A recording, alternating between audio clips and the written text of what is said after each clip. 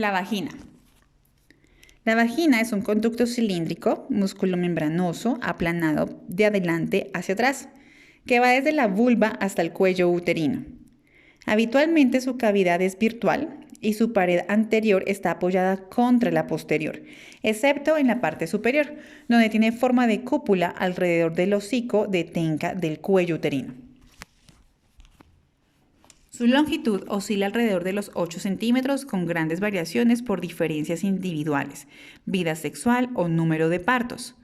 La anchura es de 2,5 centímetros, algo mayor en la extremidad superior que en la inferior o vulvar.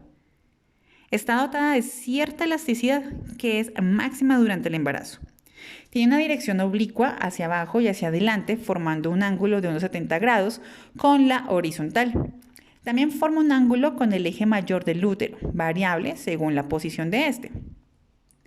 Tanto en la pared anterior como en la posterior se observan numerosos pliegues que tienen que aplanarse en los partos, por lo que son más marcados en las nulíparas.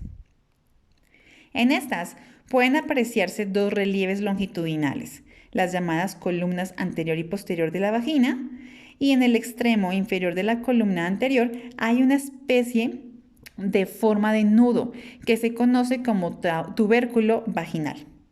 Hacia arriba, esta columna anterior se llega a bifurcar en dos ramas que limita un espacio con un pliegue transversal situado un poco por debajo del cuello uterino.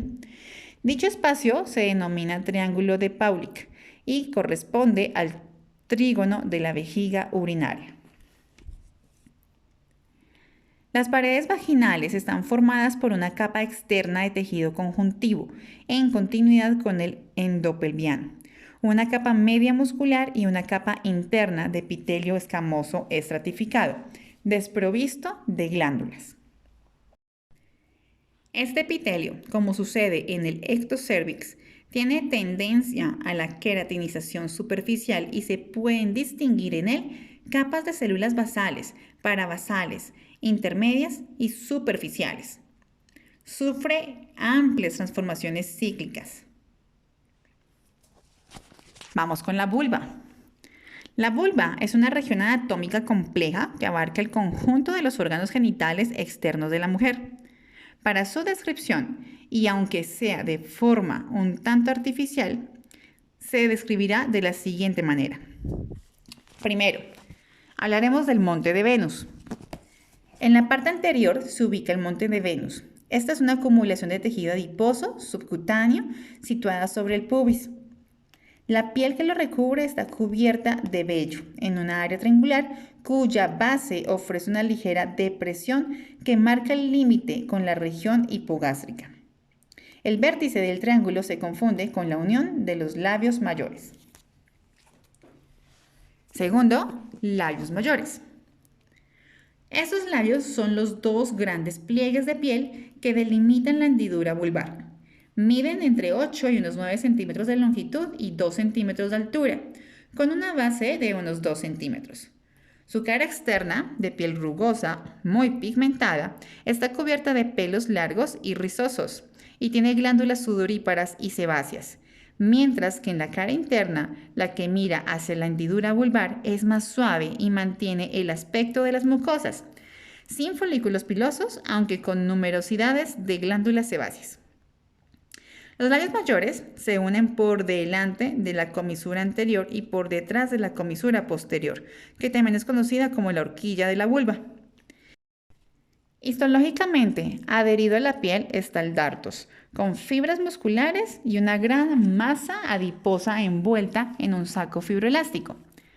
Hasta su parte anterior llegan las fibras terminales del ligamento redondo y restos embrionarios del conducto de Gardner. Labios menores.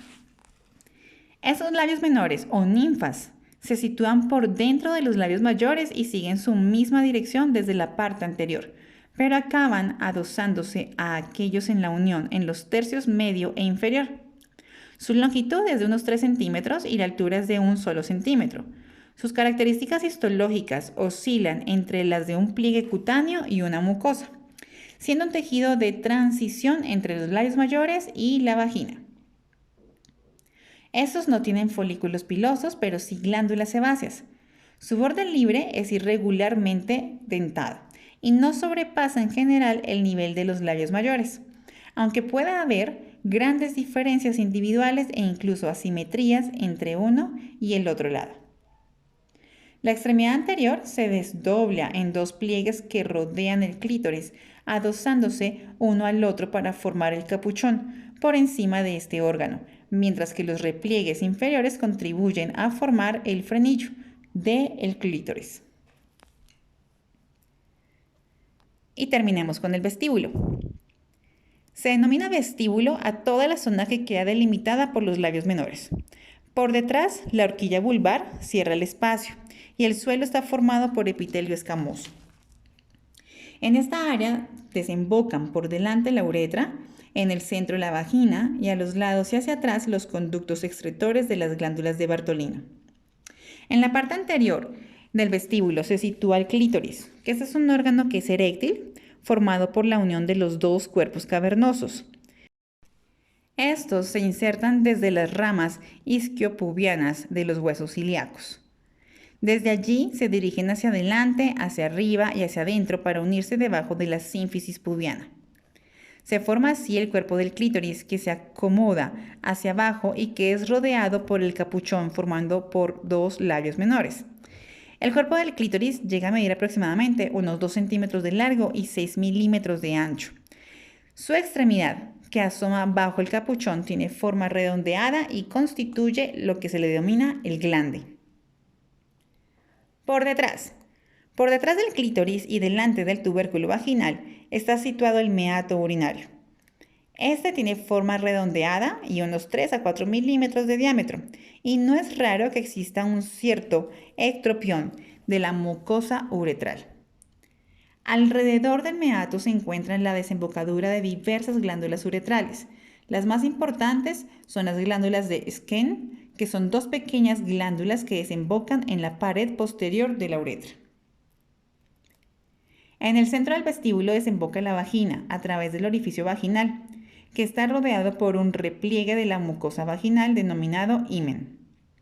En esta parte posterior, entre el himen y la horquilla vulvar, existe una pequeña depresión que se le conoce como fosa navicular. El himen es un tabique que no cierra totalmente, salvo en algunas excepciones, pero no cierra lo que es el orificio vaginal. Tiene aspecto membranoso, pero su tamaño, forma, espesor y consistencia ofrecen numerosas variaciones individuales. Habitualmente se han descrito los siguientes tipos. Existe el anular, semilunar, biperforado y cribiforme.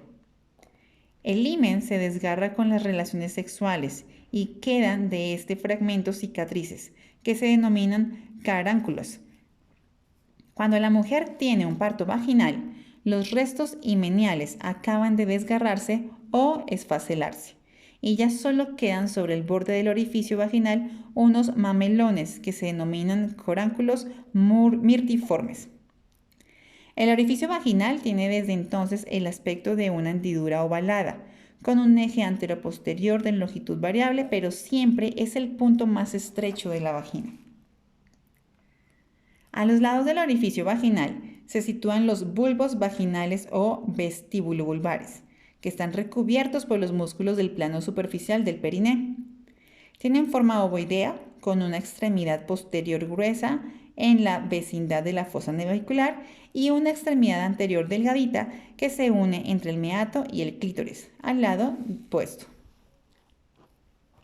En la parte posterior del vestíbulo, a ambos lados, un poco por debajo y por dentro del tercio posterior de los labios mayores, vamos a encontrar lo que son las glándulas vulvovaginales o las conocidas como Bertolino.